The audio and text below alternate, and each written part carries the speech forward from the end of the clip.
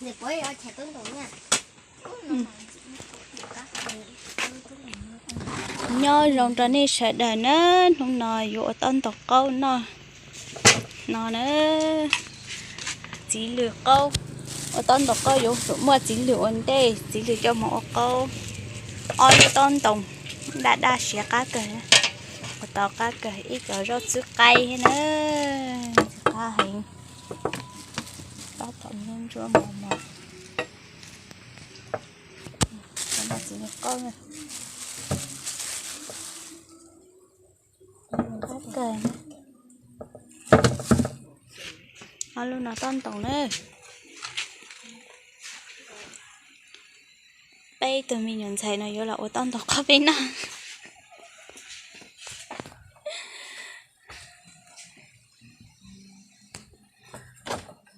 con cá lúc xưa phải bé là những chạy bỏ bé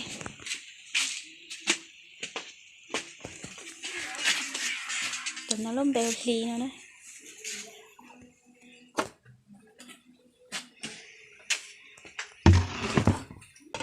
không bị đấy lọt cờ nữa ít lúc tân tộc lọt cờ một trái ký cái này chi ký cái quay ra xem con có nói hết tin chưa nói ấy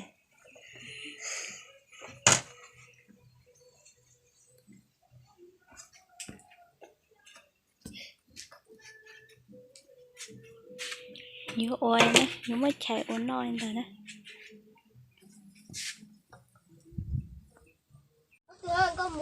nó ta tỏ tí họ tao ít cho nó đa xin cho cá để luôn đây còn để mua oi dạ màu ít dạ một đây dạ màu đa này cá này nó nữa cho nó chỉ được câu quật so nó nè quật so là rau sữa cay phụ hú nè cá cái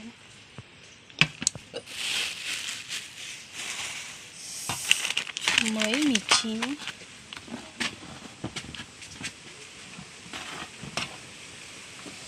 ăn chỉ tẹo lên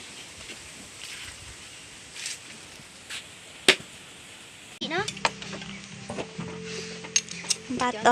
bà tròn bà dê nó toàn tộc con bà nữa giờ thì hai có hai chỉ có là hai pan gì nữa pan gì đó này ham mua hai chục một trăm ham một trăm cái pan gì này hai xị nó trăm một trăm xị hai nhớ lớn trồng con gì đó tại nó toàn tộc con mà nó toàn tộc con mới cho chị tan cho chị bớt rồi thằng nó khó tiểu nó có gì luôn nó tù chị em nó có giờ có cho anh chơi với cả mà tôi ăn rồi không có non cơ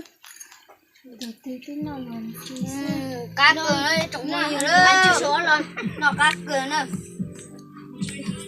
cái từ diễm viên nữa cái từ diễm viên nó chẳng cái chẳng gì nó mà là xe chập rồi nữa của cái xe liếp lông trên nơi suốt nà ta ly ta kìa tụi nó chỉ tao quất rồi tụi nó hãy cho riêng nữa tụi nó không có hãy ta nó họ chỉ tao quất rồi cho tụi nó họ tụi tụi nó lúc đây không câu nữa đấy nó cho đi lẹ ông như sau cá cười nữa rồi bên nó đó rồi bên nó sữa có chọn đồ liếp lông trên nó trồng không gì đâu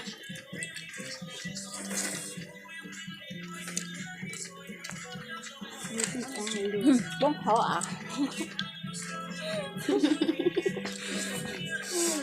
cho tới nồng liêng nó có ngon đấy mình cá cười nè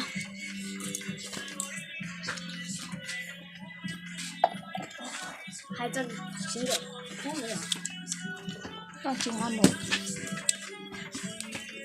ít thế là thằng ăn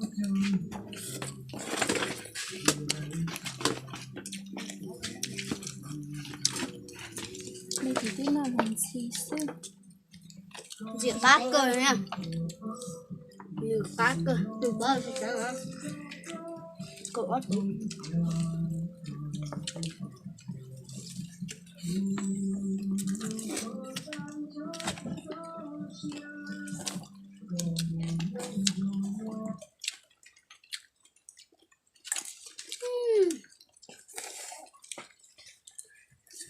Giờ này thì chỉ tao nó rồi chè mũ ấy cho nó hết tan. Tụi nó mà nó có cái tiền nữa. Còn cái cá chuyện nó có cỡ.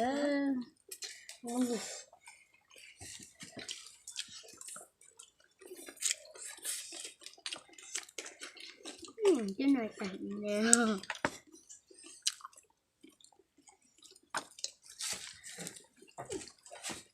Anh hai bọc có sai hả? Nó hết cảnh. Cái này thì tôi nổi liêm một cửa cá cơ. Mà gì ạ? Nó có ta ơi. Nó chỉ tao mà chỉ tao muốn ta.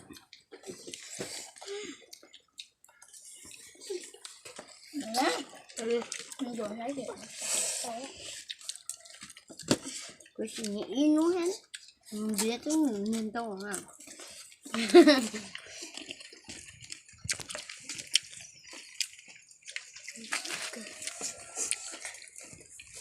Ra nhìn chị nàng. Ôi chào chị. Phải con nhé. Mẹ con. Chị cạch. Cái chuyện chỉ sắc của tớ. Hả? Còn chỉ sao của tớ. Nó mẹ Gì? Trung Quốc nó khoản chơi. Nói ở Trung Quốc đặt trên.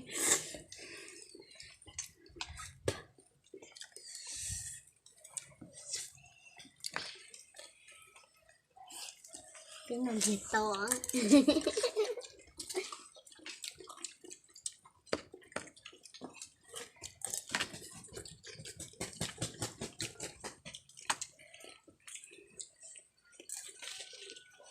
Đi bộ một quầy.